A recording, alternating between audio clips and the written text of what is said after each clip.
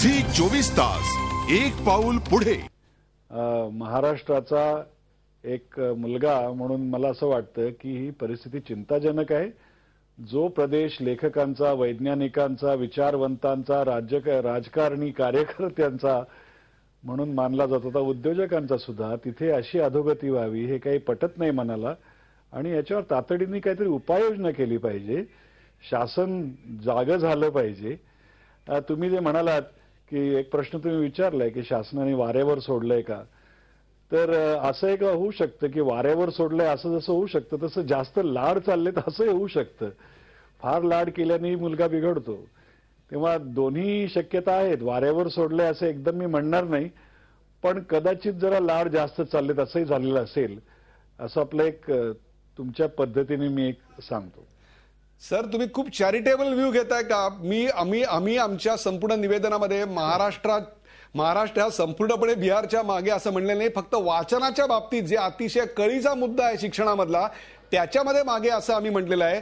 परंतु तुम्हाला असं नाही का वाटत या सगळ्यामध्ये खरोखरच अत्यंत मूलभूत महत्वाची गोष्ट, मग तुम्ही अमर्त्य सेनचा रिपोर्ट बघा, कुठलेही निकष तुम्ही मांडा, कुठल्याही प्रदेशाच्या देशाच्या प्रगतीचा निर्देशांक हा जसा बालमृत्यूचा दर आहे, जसं घरात पाणी आहे का, शौचालय आहे का, तसंच प्राथमिक शिक्षणाचा दर्जा हे नाही आहे का, आणि तो ढासळतोय की नाही इतक्या वेगानं महाराष्ट्रासारख्या प्रगत राज्यात? नाही, हे खरं आहे की तो ढासळताना दिसतोय। आम्ही जी काही मोजमाप करतो त्याच्यातून तो ढासळताना दिसतोय।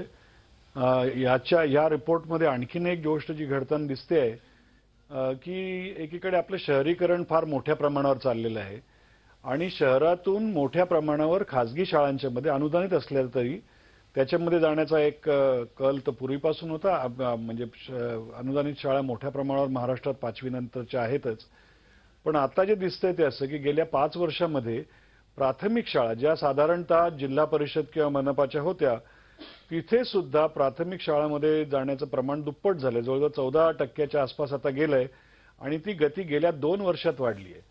म्हणजे शिक्षण हक्क कायदा अंमलात आल्यानंतर फक्त महाराष्ट्रातच नाही, भारतभर आपण पाहतो की खासगी शाळांच्याकडे जाण्याचं प्रमाण वाढलंय।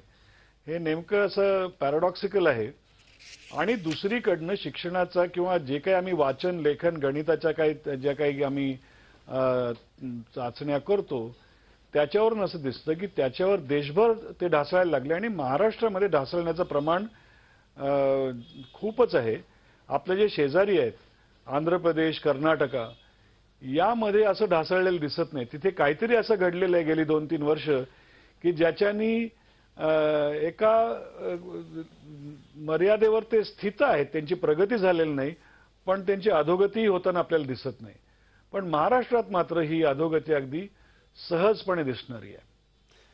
डॉक्टर निगवेकर घेत नाहीये। बरोबर आहे। आपण डॉक्टर अरुण निगवेकरांकडे जाऊया। अरुण निगवेकर, तुम्ही शिक्षणातल्या जवळपास सर्व प्रकारच्या म्हणजे टर्शरी एज्युकेशन असेल, प्रायमरी एज्युकेशन, या सगळ्याशी संबंधित होतात। हा अहवाल तुम्ही बघताय, आज 40% मुलं खासगी शाळांकडे वळत आहेत।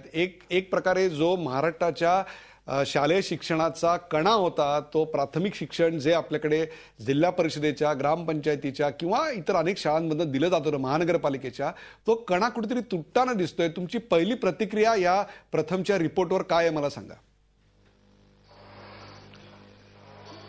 प्रथमचा जो अहवाल आहे हा मी काही यंदाच बघितला नाही, म्हणजे गेले 5-7 वर्ष सातत्यानं तो अहवाल मी वाचत असतो आणि मला हे सांगितलं पाहिजे की प्रथमचा जो अहवाल बाहेर येतो त्याच्याकरता ते लोक जी माहिती गोळा करतात ती अत्यंत शास्त्रीयपणे गोळा केली जाते आणि त्याची निरीक्षणं पण अशी शास्त्रीय असतात।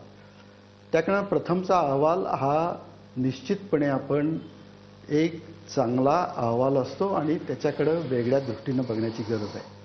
आणि म्हणूनच आपण जेव्हा पहिल्यांदा म्हटला की महाराष्ट्रामध्ये अधोगती होती आहे, अर्थात काही बाबतीत ते बिहारच्या मागे पडलं असेल, काही बाबतीत चांगल्या आकडेवारी असेल, पण एक गोष्ट निश्चित आहे की अधोगती ही होती आहे, सर्व पातळीवर अधोगती होती आहे आणि ती जास्त खेदाची गोष्ट आहे असं मला वाटतं।